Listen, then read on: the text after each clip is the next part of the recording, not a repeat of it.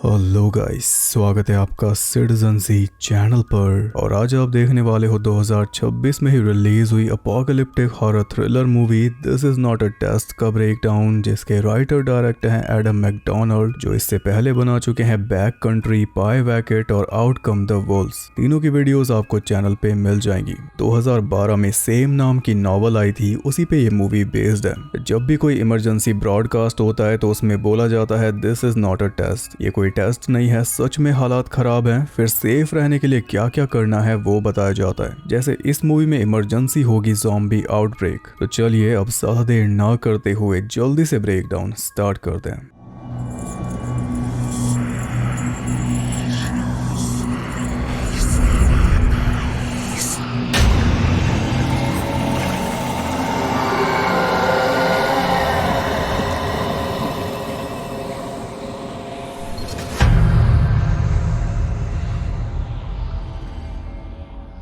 Movie के start में हम स्लोन नाम की लड़की को देखते हैं, जो सुबह सुबह बाथटब में बैठी थी अपनी जान लेने के लिए। स्लोन का फादर बहुत ज्यादा अब्यूसिव है, जिस वजह से स्लोन की माँ भी उसे छोड़ के चली गई थी और फिर स्लोन की बड़ी बहन लिली भी चली गई। मगर स्लोन अंडर एज है, इसलिए वो जा नहीं सकती, ना ही और अपने फादर के साथ रह सकती है, इसलिए ये कदम उठाने जा रही है। लिली के नाम उसने एक इमोशनल नोट लिखा है, जिससे हमें पता चलता है कि अब्यूसिव फादर के साथ रहने का उतना दुख नहीं है जितना दुख बड़ी बहन के चले जाने का है। स्लोन को लिली से बहुत उम्मीद थी कि वो इसे भी नर्क से निकालेगी, मगर जाने के बाद उसने कभी स्लोन की तरफ मुड़ के देखा ही नहीं और अब ये खुद को एकदम बेबस महसूस कर रही है। कटर उसने पास में ही रखा हुआ था हाथ काटने के लिए, मगर तभी उसके डैड ने दरवाजा पीट दिया तो डैड के डर से आज मरना कैंसल। नीचे जाके ब्रेकफास्ट करने बैठी तो उसका डैड उसके साथ फिर वही बिना बात का स्ट्रिक्ट बर्ताव करने लगा और वो जो अखबार पढ़ रहा है उससे हमें पता चलता है कि ये मूवी बेस्ड है 1998 में, यानी इंटरनेट, स्मार्टफोन्स और सोशल मीडिया वाला कोई झमेला इसमें नहीं होने वाला। खैर, स्लोन को भूख नहीं थी, फिर भी डैड जबरदस्ती कर रहा था कि अपने टोस्ट फिनिश कर। तभी एक लेडी चिल्लाते हुए उनका दरवाजा पीटने लगी। डैड देखने गया तो इतने में ही मोहल्ले में बहुत ज्यादा शोर बढ़ गया। सायरन्स की आवाज आने लगी, लोग चिल्लाने लगे, गोलियां चलने लगी, यानी ज़ॉम्बी आउटब्रेक स्टार्ट हो गया। और ये एकदम वैसा ही कियोस है जैसा कि Dawn of the Dead remake में दिखाया गया था। जिन्होंने देखी है वो जानते हैं। डैड वापस आया अपनी शर्ट पे खून लेकर और आते ही बोला कि हमें यहाँ से निकलना होगा। स्लोन घर से बाहर निकली तो बाहर का मंजर देखकर उसके होश उड़ गए। चारों तरफ जैसे पागलपन छा चुका था, लोग जान बचाकर भाग रहे थे लेकिन ज़ॉम्बीज़ से बच नहीं पा रहे थे। ये भी फास्ट ज़ॉम्बीज़ है और इनकी भी आंखें लाल हैं, वही रेज से भरे ज़ॉम्बीज़। 28 डेज लेटर वाली वीडियो में मैंने बताया था ना कि अब यही कॉन्सेप्ट यूज होता है। स्लोन खड़ी होकर वो सारा कियोस देख रही थी। इसी बीच एक ज़ॉम्बी लेडी की नजर उस पे पड़ गई। वो भागकर स्लोन की तरफ आई और स्लोन डर के मारे हिल भी नहीं पाई। वो तो उसके डैड ने सही टाइम पे उसे घर के अंदर खींचकर दरवाजा बंद कर दिया, वरना उसके मरने की इच्छा आज पूरी हो ही जाती। अब देखो, कुछ देर पहले ये मरना चाहती थी लेकिन नहीं मरी, पर अब हर कोई मरना शुरू हो चुका है तो अब ये अपनी जान बचाने की पूरी कोशिश करेगी।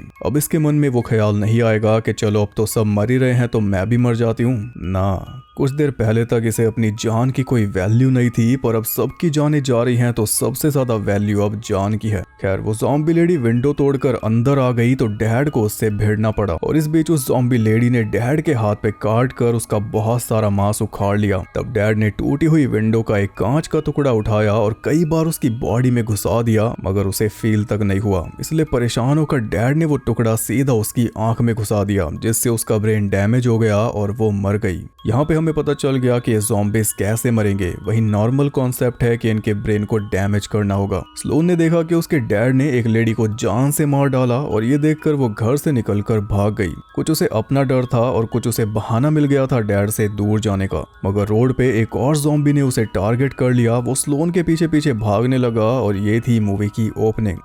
फिर हम आ जाते हैं एक दिन आगे, जब खून से लथपथ स्लोन अपने हाई स्कूल में पहुंच चुकी है 4 और साथियों के साथ। उसका क्लासमेट रीस, रीस का दोस्त कैरी और जुड़वा भाई बहन ग्रेस और ट्रेस। स्कूल के बाहर बस एक कार खड़ी थी, यानी कोई और भी शरण लेने स्कूल में आया है। वो सब चेक करने लगे तो उन्हें सिक्योरिटी गार्ड की बॉडी मिली, जिसे मारा था प्रिंसिपल ने। प्रिंसिपल इन्फेक्टेड होकर स्कूल में आया होगा और जैसे ज़ॉम्बी में बदला उसने गार्ड को मार दिया होगा। अब जब तक अंदर रहेगा इन सब के ऊपर खतरा रहेगा, इसलिए कैरी ने प्रिंसिपल कल को टेलीफोन से ले लिया, मार मार के उसके सर का कचूमर बना डाला, जिसके चलते स्कूल हो गया अंदर से सिक्योर और चाबियां सारी आ चुकी थी कैरी के पास। सबके सब दरवाजों को बैरिकेड करने में लग गए और इतने में स्लोन अकेले में जाकर लिली के पास फोन मिलाने लगी, लेकिन फोन नहीं मिल रहा था, बस इमरजेंसी ब्रॉडकास्ट सुनाई दे रहा था। एकदम से रीस उसके पास आ गया, जिस वजह से फोन उसके हाथ से गिर गया। रीस उससे पूछता है कि क्या किसी ज़ॉम्बी ने तुम्हें काट लिया? तो स्लोन कहती है कि मुझे पता नहीं, उनका सारा खून तो मेरे ऊपर लगा हुआ है। तो रीस कहता है कि खून से ये इन्फेक्शन नहीं फैल रहा, ये सिर्फ बाइट करने से फैल रहा है, शायद सलाइवा वाला हिसाब है। कैरी रेडियो ऑन करता है तो उस पे भी वही इमरजेंसी ब्रॉडकास्ट चल रहा था, जिसमें बताया जा रहा था कि अगर तुम्हें कोई सेफ जगह मिल जाए तो सारे दरवाजे लॉक कर लो, सारी विंडोज कवर कर लो, मदद जल्दी आएगी। और बिल्कुल वैसा ही ये लोग कर रहे हैं। अब हम जरा ये देख लेते हैं कि स्लोन का ये हाल कैसे हुआ। तो एक दिन पहले जब ये घर से निकल के भागी थी, तब एक ज़ॉम्बी इसे टारगेट करके इसके पीछे लग गया था। वहां तक हमने देखा था। किसी तरह बचते बचाते ये घर के बैकयार्ड में जाकर छुपी थी और वहीं पे इसे मिले थे रीस और कैरी। तीनों आगे बढ़े तो आगे इन्हें ग्रेस और ट्रेस मिल गए, जो अपनी माँ मिसी के साथ थे। उनकी गाड़ी क्रैश हो चुकी थी, इसलिए वो भी फंस चुके थे। पूरे टाउन में इमरजेंसी ब्रॉडकास्ट गूंज रहा था कि this is not a test. उसमें बताया जा रहा था कि सब के सब रैक सेंटर पहुंचो, वहां पे आर्मी आ चुकी है। तो मिसी दोनों बच्चों को लेकर वहीं पे जा रही थी। उनके साथ ये तीनों भी चल दिए थे, पर वहां पहुंचकर देखा कि वहां के हालात भी खराब ही थे। अंदर जाने के लिए भीड़ जमा थी, मगर सोल्जर्स ऐसे ही सबको अंदर नहीं ले सकते थे, क्योंकि अगर कोई इन्फेक्टेड अंदर चला गया तो पूरा सेंटर बर्बाद हो जाएगा। और भीड़ भड़ाके में हुआ भी वैसा ही। कोई इन्फेक्टेड चुपचाप अंदर सरक गया, जिस वजह से अंदर भी ज़ॉम्बी आउटब्रेक चालू हो गया और सीधा मशीन गन चलने लगी। रैक सेंटर हो गया तबाह। वो तो टाइम रहते ये सब वहां से भाग निकले थे। अंधेरा हो चुका था, इसलिए इन सब ने शेल्टर लिया था एक घर के अंदर। अंदर जाकर मिसी ने लाइट ऑन कर दी तो कैरी ने फटाफट उसे बंद कर दिया और वो मिसी के ऊपर चिल्ला के पड़ा कि हमें ज़ॉम्बिस का ध्यान आकर्षित नहीं करना। मिसी बोली कि ज़ॉम्बिस आवाज से आकर्षित होते हैं, जो इस टाइम सबसे ज्यादा तू कर रहा है। यानी उन दोनों के बीच में एक टकराव शुरू हो गया, क्योंकि उन सब के मिलने से पहले अपने ग्रुप का लीडर था कैरी और मिसी थी अपनी फैमिली की लीडर। तो अब लीडर के तौर पर दोनों अपनी अपनी चला रहे हैं, ये दिखाने के लिए कि अब भी लीडर मैं ही हूँ। और इसी में टकराव पैदा हो रहा है, क्योंकि दोनों ही किसी और के कहे मुताबिक नहीं चलना चाहते। जान का सवाल है। कैरी बोल रहा था कि हमें नीचे रुकना चाहिए, क्योंकि ऊपर हम ट्रैप हो जाएंगे, मगर मिसी तो ऑलरेडी ऊपर अपना इंतजाम कर चुकी थी, क्योंकि उसके मुताबिक वो ट्रैप होंगे नीचे। उसका कहना था कि अगर कुछ हुआ तो ऊपर से हम विंडोज के जरिए भाग सकते हैं, जैसे अपने घर से भाग कर आए हैं। अब जिस तरीके ने पहले ही उसकी और उसके बच्चों की जान बचाई, वो तो उसी पे ट्रस्ट करेगी, ना कि किसी और की बात पे। इसलिए कैरी, रीस और स्लोन को भी ऊपर ही रुकना पड़ा।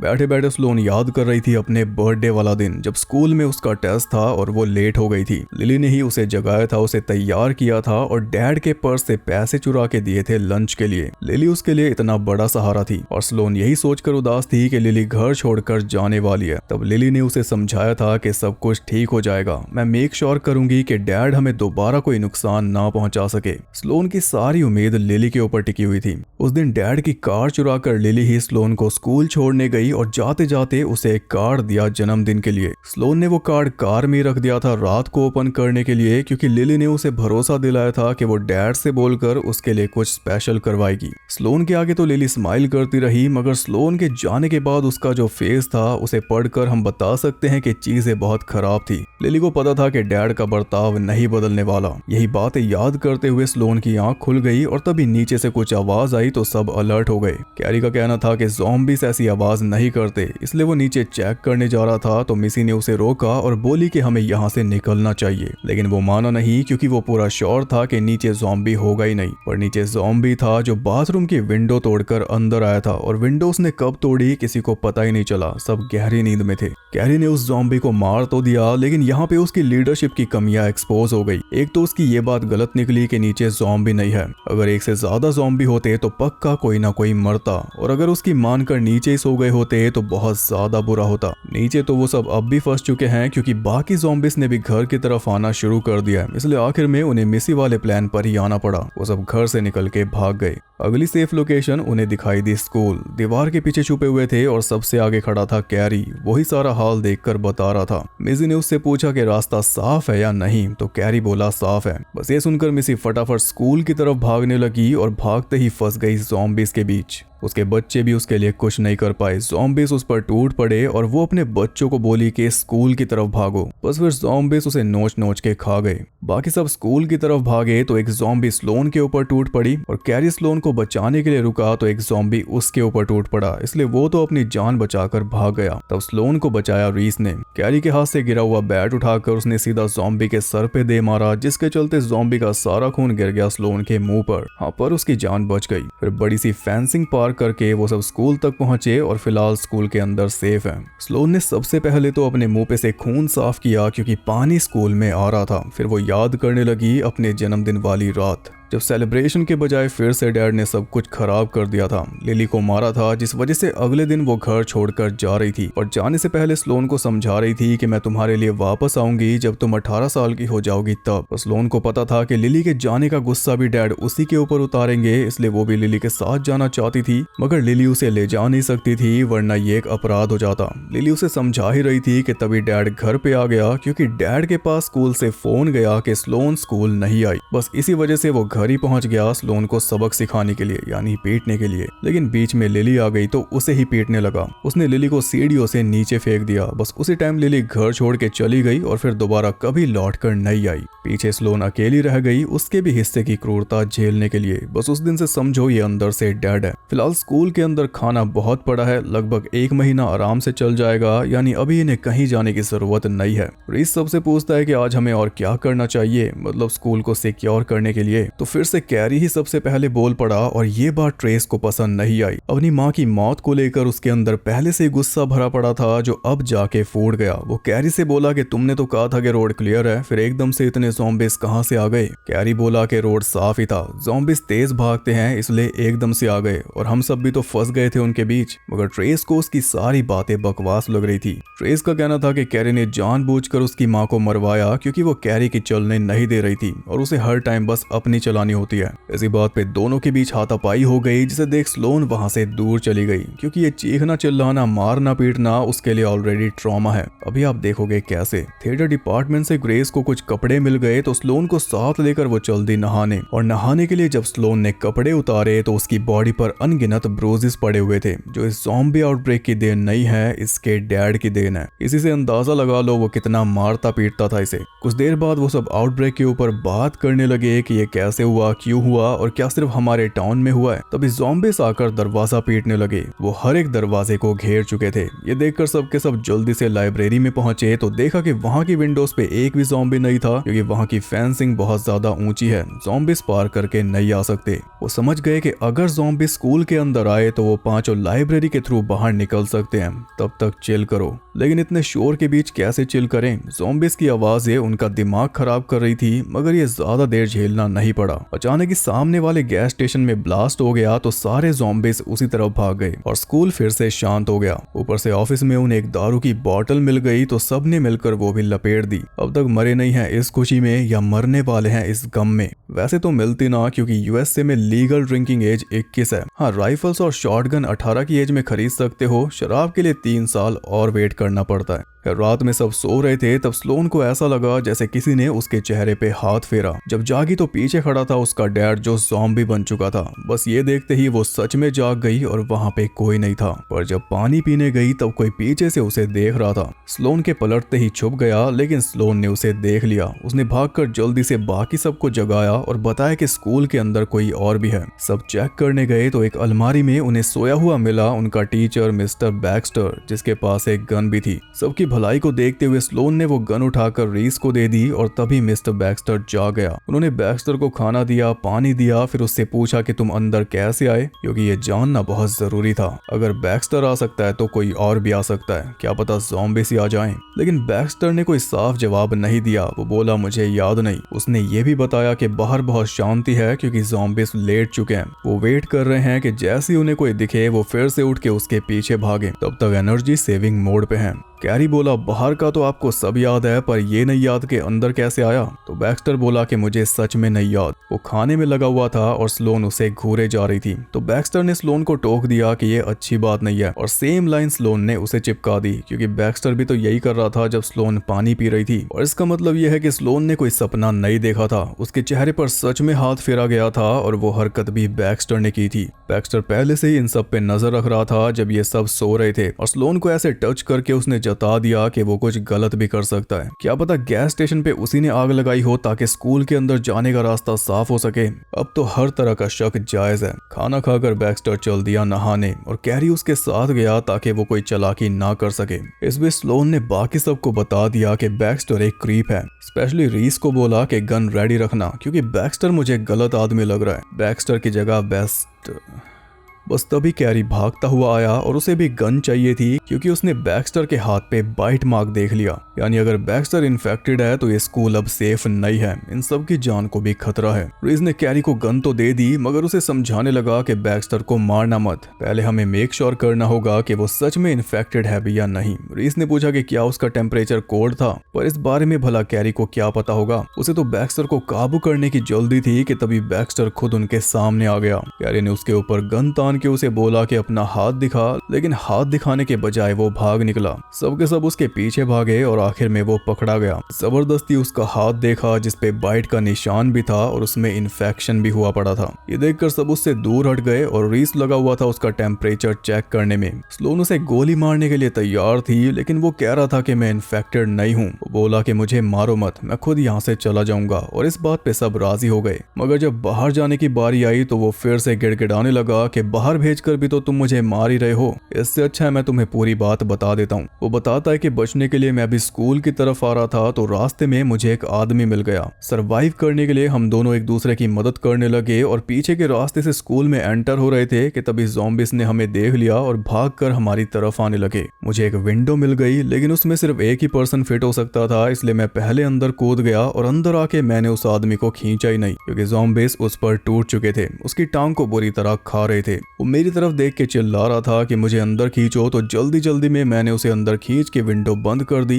पर जैसे ही उसे अंदर खींचा उसने मेरे हाथ पे काट लिया, जस्ट बिकॉज मैंने टाइम रहते उसकी मदद नहीं की थी। उसे पता था कि वो तो बचने वाला है नहीं, इसलिए उसने मुझे भी बाइट कर दिया ताकि मेरा भी उसी के जैसा हाल हो जाए। तो मैंने उसे तब तक लाते मारी जब तक उसका सर क्रश नहीं हो गया, यानी उसके ज़ॉम्बी में बदलने से पहले उसे मार डाला। पर ये अब तक भी नहीं बदला। इसका रीजन ये भी हो सकता है कि जब उस आदमी ने इसे काटा था तब वो ज़ॉम्बी नहीं बना था, इसलिए शायद उसके काटने से ये ज़ॉम्बी नहीं बनेगा। इसके घाव में इन्फेक्शन जरूर है पर वो तो किसी भी घाव में हो सकता है। वो ज़ॉम्बी वाला इन्फेक्शन हो ऐसा जरूरी नहीं, लेकिन रिस्क भी तो नहीं लिया जा सकता। उन्होंने बैक्स्टर से पूछा कि ये सब किस रूम में हुआ था, तो बैक्स्टर बोला बॉयलर रूम में, पर किसी ने भी उसकी बात पे यकीन नहीं किया। सबको लगा कि वो झूठ बोल रहा है, इसलिए सीधा उसे बाहर निकलने के लिए बोल दिया। जाते जाते वो कहता है कि कम से कम मेरे लिए दरवाजा तो खोल ही सकते हो। यहाँ पे हम भी समझ गए कि वो क्या करना चाहता है, लेकिन वो सब नहीं समझे। कैरी चल दिया उसके लिए दरवाजा खोलने, बस तभी उसने कैरी के हाथ पे काट लिया, यानी सेम वही कर दिया जो उसके साथ हुआ था।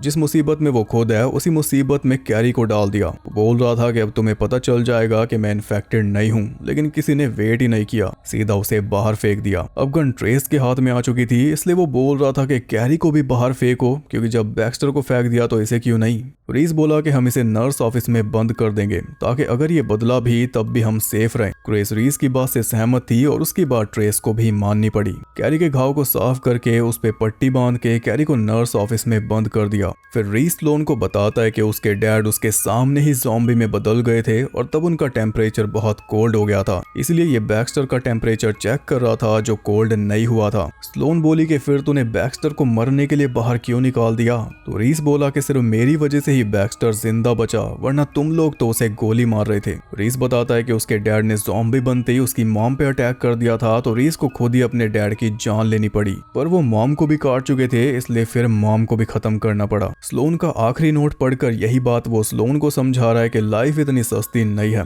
और कुछ वो स्लोन से प्यार भी करता है, इसलिए उसकी तकलीफ सुनना चाहता है, पर वो कभी कुछ बोलती नहीं। वो कैरी के लिए खाना लेकर गई तो देखती है कि कैरी और ग्रेस दोनों कैरी ऑन कर रहे थे, यानी कार्यक्रम में लगे हुए थे, जिसका मतलब है कि अगर कैरी इन्फेक्टेड हुआ तो अब ग्रेस भी इन्फेक्टेड हो जाएगी, लेकिन उन्हें कोई फर्क नहीं पड़ रहा। ये देखकर स्लोन ने सोचा कि क्या पता कौन सा पल उसका आखिरी हो जाए, इसलिए वो भी जाके रीस को किस करने लगी। इतने में प्रोग्राम खत्म करके कैरी और ग्रेस पहुंच चुके थे नीचे बॉयलर रूम में, ये देखने के बैक्स्टर की बात सच थी या नहीं। और वहां जाके कंफर्म हो गया कि बैक्स्टर सच बोल रहा था। उस रूम में विंडो भी थी और उस आदमी की लाश भी वहीं पे पड़ी थी जिसका सर पूरी तरह खत्म कर रखा था। ये बात उन्होंने बाकी तीनों को जाकर बता दी कि बैक्स्टर सच बोल रहा था। और इस बीच इमरजेंसी ब्रॉडकास्ट भी चेंज हो चुका था। अब उस पे बताया जा रहा था कि जो भी लोग बचे हैं वो रेफोर्ड में पहुंचे, वहां पे इमरजेंसी शेल्टर बनाया गया है जहां पे मेडिकल प्रोसेसिंग होगी, और अगर आपको ऐसा लगे कि कोई इन्फेक्टेड है तो उनकी मदद ना करें।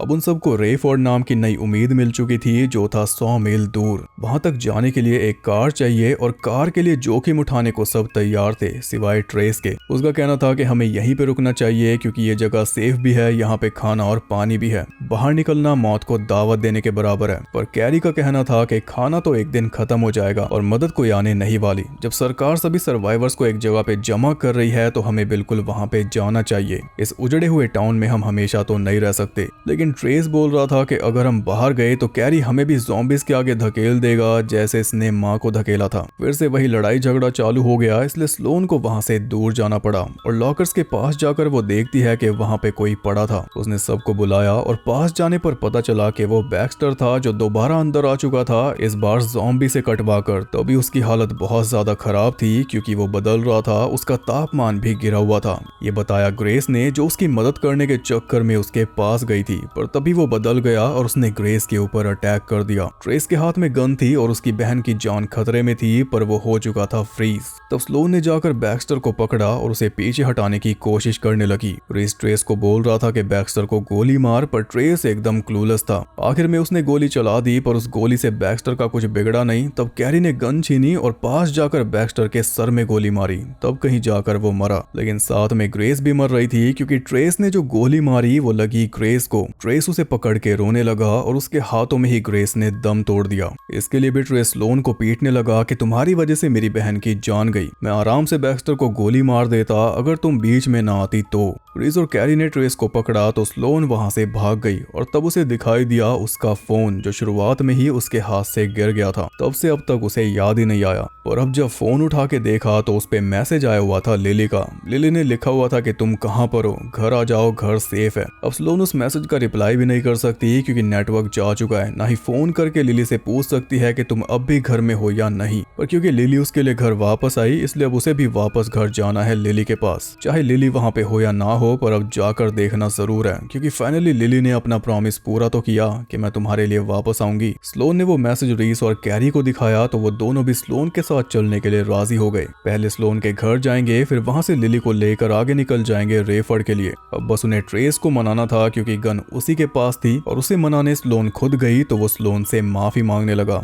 जैसे स्लोन ने उसे माफ किया उसने खुद को गोली मार ली। जो काम स्लोन करना चाहती थी वो ट्रेस ने कर लिया उसके सामने, जिससे स्लोन पूरी तरह कांप गई। फिर गन लेकर वो तीनों स्कूल से निकल गए। ज़ॉम्बीज़ रास्ते में लेटे हुए थे, पर उन तीनों को देखकर वो सब फिर से उठने लगे और उनमें वो वाला ज़ॉम्बी भी था जो शुरुआत में स्लोन के पीछे पड़ा था। उसकी शक्ल देखते स्लोन ने सीधा उस पे गोली चला दी, लेकिन गन में गोली थी ही नहीं, इसलिए उन्हें जान बचाकर भागना पड़ा। उन्हें कार दिख गई लेकिन वो लॉक निकली। हाँ, पर उसका सेफ्टी अलार्म बजने लगा जिस वजह से ज़ॉम्बीज़ उस कार के ऊपर टूट पड़े और इतने में उन तीनों को वहां से निकलने का मौका मिल गया। एक घर में जाकर तीनों छुप गए। घर की विंडोज को अखबार से कवर किया हुआ था जो रेफरेंस है वेपन्स का। नहीं जी, इससे पता चलता है कि घर में जो भी रह रहा था वो इमरजेंसी ब्रॉडकास्ट सुन के वही सेफ्टी मेजर्स अपना रहा था जो बताए जा रहे थे और जल्दी उसकी बॉडी भी मिल गई। घर में एक आदमी और उसका बच्चा था। माँ और बेटी पहले ही मर चुके थे। दोनों मिलकर सरवाइव कर रहे थे, पर आखिर में आदमी उम्मीद हार गया तो पहले उसने अपने बच्चे को खत्म किया, फिर अपने आप को। स्लोन के लिए आई ओपनिंग है।